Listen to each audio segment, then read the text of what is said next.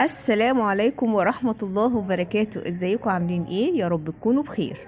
معكم نعمة الصديق.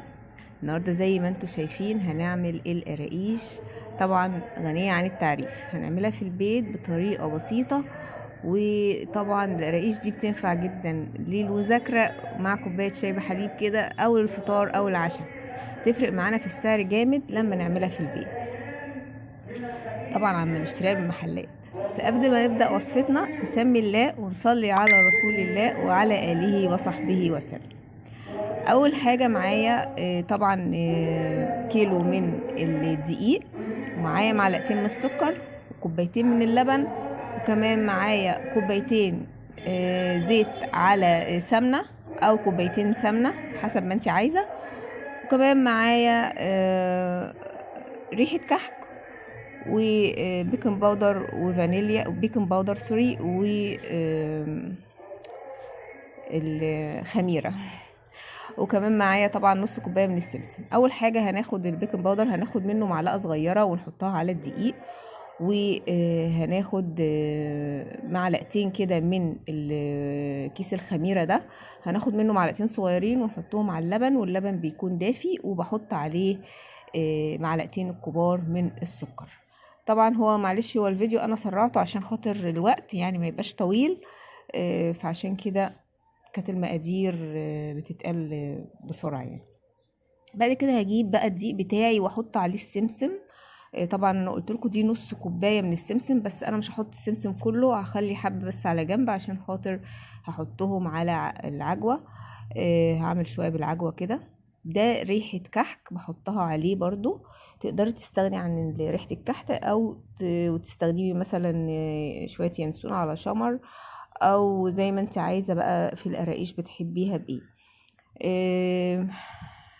بعد كده بقى هقلب كله على بعضه كده بالسمنة. وبعد كده هستخدم ايدي طبعا برضو، بس انا بقلب لحد ما كله يمتزج في بعضه كده. طريقتها سهلة، دي اللي انا استخدمته لجميع الاغراض، يعني مش مخصص لحاجة معينة، مش هيفرق يعني. تقدري تستخدمي اي دي انت عايزاه. بعد كده بحط كوبايتين اللبن. انا ما استخدمتش اي حاجة تاني، ما اضفتش اي حاجة تاني، هي كوبايتين اللبن مع كيلو الدقيق، ما احتاجش مني اي سوائل تانية.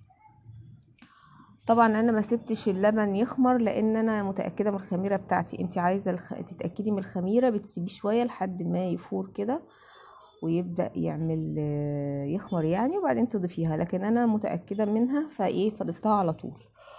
وكمان مش هسيب القراقيش تخمر، يعني انا على بال ما اخلص لفها واسيبها ترتاح 10 دقايق كده، وبعدين اقطعها. ما بتحتاجش مني ان انا اسيبها تخمر، بتخمر في ساعتها يعني، على بال ما اقطعهم كلهم بتكون خمرت يعني. بس بعد كده ما اقلب بقى كله في بعضه كده. كده هي خلاص. انا هجيب بقى حاجة عشان اقطع عليها القراقيش بتاعتي، وهغطيها طبعا عشان ما تنشفش. مهمة جدا يعني النقطة دي، ان انا اغطي العجينة بتاعتي. بس كده، وهبدأ بقى تقطيعها. تقطيعها سهل جدا ومش بيحتاج مني وقت. طبعا انت تقدري تقطعيها رفيع او اتخن شوية حسب ما انت بتحتاجيها. كمان التسوية بتاعتي بتفرق جامد، لو مشيتوا على التسوية يعني برضو مظبوط بتفرق جامد. سواها من جوه وقد ايه بتطلع مقرمشة زي ما انت عايزة لو سويتيها صح. بعد كده بصوا ادي قطعتها. انا حاولت اقطعها بالقطاعة دي بحيث ان هي يعني تطلع لي مشرشر من الحروف، ما نفعتش خالص. فهبدأ اقطعها بالسكينة. المفروض بقطع من الناحية التانية، بس انا معرفش دماغي كانت فين يعني ساعتها صراحة. هتلاقيني في الاخر هاخد بالي، وبعد كده هلفها بقى. المهم يعني ان انا قطعتها كده، وبحبها انا اصلا رفيعة. عايزين تتخنوها عادي شوية يعني، بتقطيع برضو انتي ليك الحرية فيه. طبعا العجين كله بنستغله، ما بنرميش منه اي حاجة.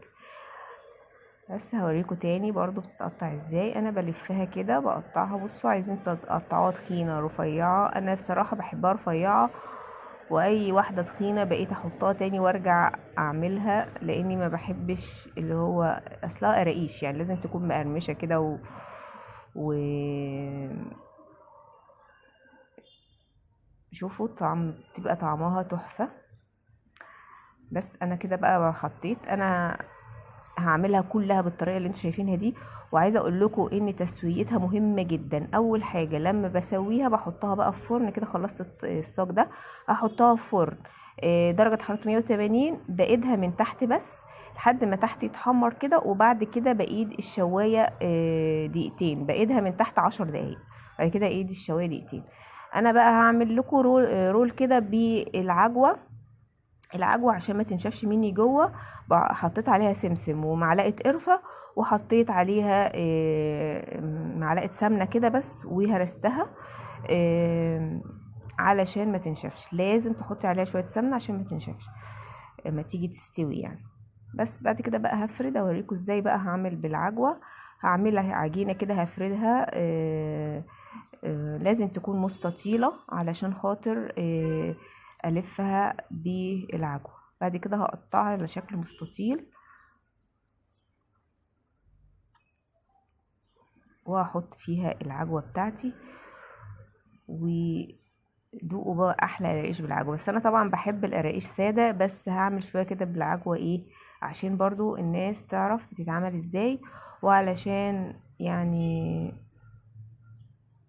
ان انا يبقى عندي شوية كمان بالعجوة. عملتهم سهلة جدا وسريعة، وتقدري تعمليها كل ما تخلص تعملي براحتك جدا، وموفرة قوي قوي في البيت عن ان تشتريها من بره. وفي نفس الوقت بتبقى طازة يعني. مش انا احيانا اشتري القراقيش من بره احس انها قديمة كده وطعمها بيعجبنيش، في البيت احلى كتير بصراحة. كده ادينا قطعتها اهو، وهوريكم برضو شكلها. بصوا العجوة جوه عاملة ازاي. طبعا انا مسرعه الفيديو ده كان طويل جدا، معرفش ليه يعني، مع ان ما خدش وقت معايا، بس انا مش بحس بالوقت وانا بعمل بس طبعا انا ما ينفعش ان انا اعمل فيديو طويل يعني، هتمل له اصلا. المهم ان انا قسمت لكم الفيديو، فاللي هي اي حاجه بعملها بتبقى بالراحه، بتبقى سريعه هنا، بتبقى اصلا بالراحه، وعلى الفيديو بوريهولكم بالتفصيل، بس عشان انا سرعته. كده هي خلاص خلصت اهي.